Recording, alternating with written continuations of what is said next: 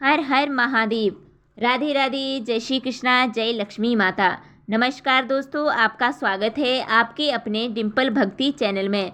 उम्मीद करती हूँ आप सभी बहुत अच्छे होंगे। तो दोस्तों, आज हम जानेंगे कि जब इंसान को अपनी भक्ति पर घमंड हो जाए तो भगवान खुद उतरते हैं उसकी परीक्षा लेने के लिए। देवऋषि नारद, जो हर क्षण भगवान विष्णु का स्मरण करते थे, एक दिन उन्हें लगा कि उनसे बड़ा भक्त कोई हो ही नहीं सकता। लेकिन क्या वाकई ऐसा था? भगवान विष्णु ने उनकी परीक्षा ली और दिखाया कि सच्ची भक्ति क्या होती है। एक किसान जो दिन रात खेतों में मेहनत करता है, क्या वह नारद से बड़ा भक्त हो सकता है? वीडियो को शुरू करने से पहले अगर आपने अभी तक वीडियो को लाइक नहीं किया है तो वीडियो को लाइक करें और हमारे चैनल को सब्सक्राइब जरूर करें। आइए जानते हैं इस रहस्यमय कथा में, जहां भक्ति, विनम्रता और आत्मज्ञान का अद्भुत संगम देखने को मिलता है। एक बार की बात है, देवऋषि नारद क्षीर सागर की ओर नारायण का नाम जप करते करते जा रहे थे। तभी एक बार फिर देवऋषि नारद के मन में यह अभिमान पैदा हो गया कि वह ही भगवान विष्णु के सबसे बड़े भक्त हैं। वह सोचने लगे, मैं रात दिन भगवान विष्णु का गुणगान करता हूँ, फिर इस संसार में मुझसे बड़ा भक्त और कौन हो सकता है। किंतु पता नहीं श्री हरि मुझे ऐसा समझते हैं या नहीं। यह विचार कर नारद भगवान विष्णु के पास क्षीर सागर में पहुँचे और उन्हें प्रणाम किया। विष्णु जी बोले, आओ नारद, कहो कैसे आना हुआ। नारद बोले, भगवान, मैं आपसे एक बात पूछने आया हूँ। भगवान विष्णु बोले, मैं तुम्हारे मन की बात जानता हूँ नारद, फिर भी तुम्हारे मुंह से सुनना चाहता हूँ। नारद ने कहा, हे देव, मैं जीवन भर आपका गुणगान करता रहा हूँ। पल पल हर क्षण मुझे बस आपका ही ध्यान रहता है। आप मुझे ये बताइए कि क्या मुझसे भी बड़ा आपका कोई अन्य भक्त है संसार में? भगवान विष्णु समझ तो पहले ही गए थे कि नारद को अपनी भक्ति पर अभिमान पैदा हो गया है, किंतु अपने मन की बात छुपाकर वह बोले, नारद, इस प्रश्न के लिए तो तुम्हें मेरे साथ मृत्युलोक चलना पड़ेगा। नारद बोले, ठीक है भगवान, मैं मृत्युलोक चलने के लिए तैयार हूँ। भगवान विष्णु नारद को लेकर मृत्युलोक चल पड़े।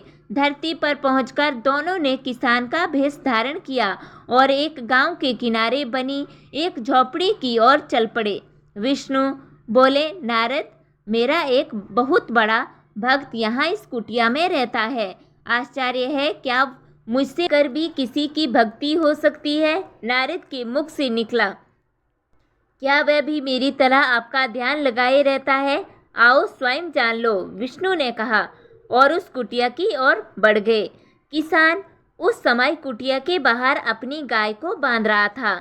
उसके मुख से हरि हरि का स्वर निकल रहा था। किसान भेषधारी विष्णु ने उसके निकट जाकर नारायण नारायण कहा तो किसान ने विनीत स्वर में पूछा, आप कहाँ से आए हैं भद्र? मेरे लिए कोई सेवा हो तो निसंकोच बताइए।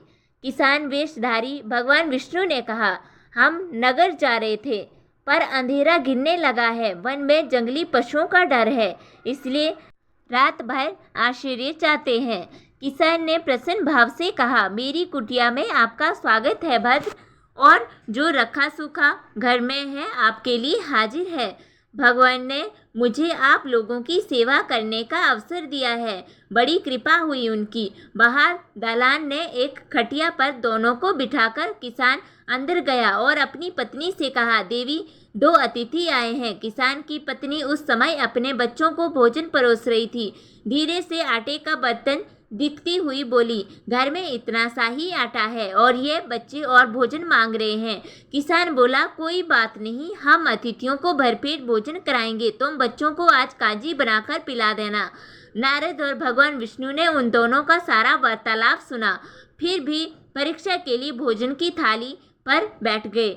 जब दोनों भरपेट भोजन कर चुके तो नारद सोचने लगे, ये सीधा साधा गृहस्थ भगवान का सबसे बड़ा भक्त कैसे हो सकता है।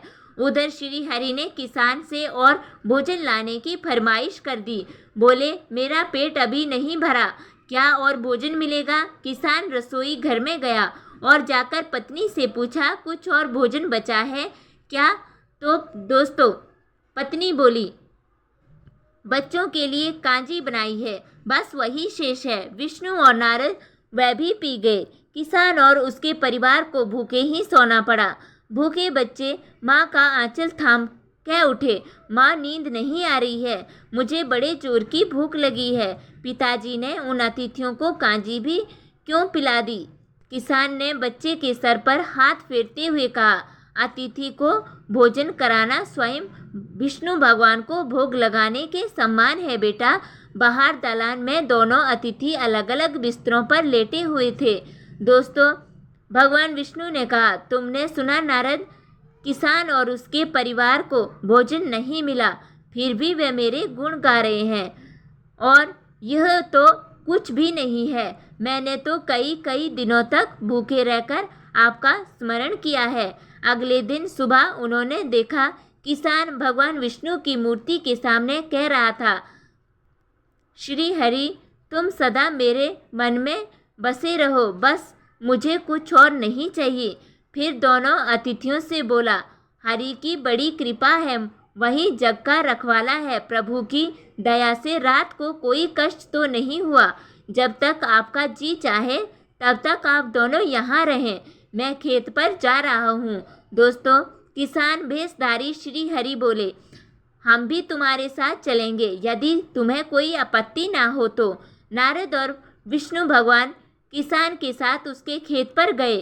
किसान बोला, यही है अपना खेत, अब मैं अपना काम करूँगा, जय श्री हरि।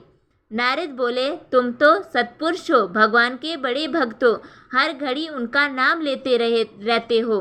किसान बोला, अरे कहाँ, काम से जब भी थोड़ा बहुत समय मिलता है तभी उनका नाम लेता हूँ। नारद ने पूछा, कब कब मिलता है समय? तो दोस्तों किसान बोला, सुबह उठता हूँ तब रात को सोता हूँ तब, और दिन में जब भी काम से समय मिल जाए। ओ समझा, नारद के मुख से निकला।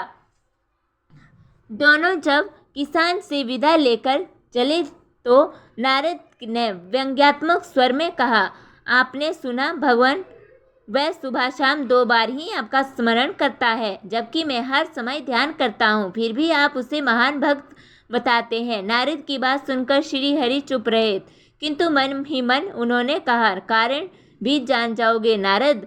विष्णु ने एक कलश को तेल से लबालब भरकर नारद को दे दिया और बोले, नारद इसे अपने सिर पर रखकर बिना हाथ लगाए सामने वाली पहाड़ी तक ले चलो। ध्यान रहे इस कलश में रखे तेल की एक बूंद भी जमीन पर गिरने ना पाए। नारद बोले, यह कार्य सहज तो नहीं है। यह कहकर नारद ने कलश सिर पर रख लिया और पहाड़ी की ओर चल दिए। नारद पहाड़ी तक गए और लौट आए। विष्णु बोले, लौट आए नारद, ठीक है, अब यह बताओ कि इतनी दूर जाने और आने में तुमने कितनी बार मेरा स्मरण किया है? नारद बोले, एक बार भी नहीं भगवान, करता भी कैसे, मेरा सारा ध्यान तो तेल और कलश की तरफ लगा हुआ था। दोस्तों श्री हरि बोले, तब तुम ही सोचो, वह किसान दिन भर कठिन परिश्रम करता है, फिर भी 2-4 बार मेरा स्मरण जरूर करता है, और तुम एक बार भी मेरा स्मरण नहीं कर पाए।